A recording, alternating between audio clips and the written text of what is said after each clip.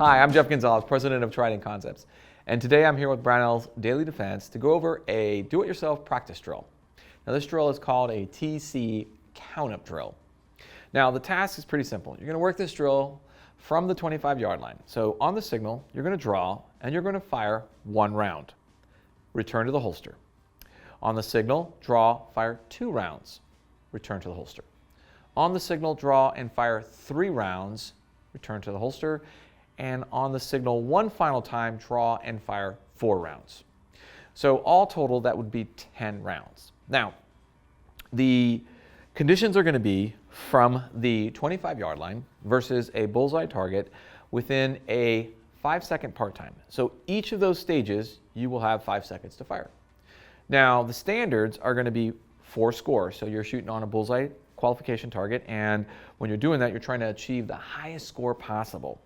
So for our purposes, 70% is what we're aiming for, no pun intended. Now, if you are scoring 90 and above and you're on the high end of that part time, then now you want to try to start bringing it down a little bit. If you can get to a little bit lower part time, that's great. If on the flip side, you're having a hard time making the pars, well then what we're going to do is just go ahead and set the timer aside. So these are the scalable options that you can work with. And one of the things that I like about this drill is that I can do this drill completely without the timer. So if I'm having a hard time making that final par, because 5 seconds at 25 yards for 4 rounds is a bit tight, then go ahead and exclude the par time for that stage. If you're having a hard time making the par for the 3-round version, then go ahead and exclude the par for that stage. And what you're trying to do is you're trying to incrementally add those stages until you can get within the par time. So think of it as a work in progress. Hopefully you can get the first round, hopefully you can get the second round, but the third and the fourth might be a challenge on that 5-second par time. So still use the par time for the first 2 stages, but then maybe forego for the 3rd and the 4th stage.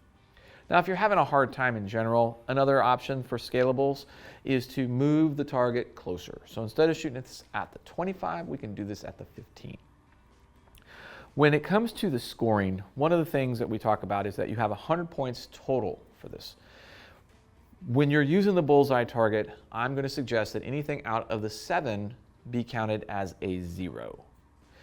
Any second over that par time is a 5-point penalty. And then any shot that cuts the line is going to be demoted to the lower score. So a lot of times it goes the opposite. If you cut the line, you get promoted to the higher score.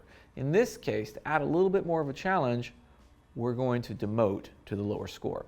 What you'll find is that's going to be probably more of the pickle than anything. You're going to be having a harder time trying to get those extra points because now a line shot is going to get the lower point score.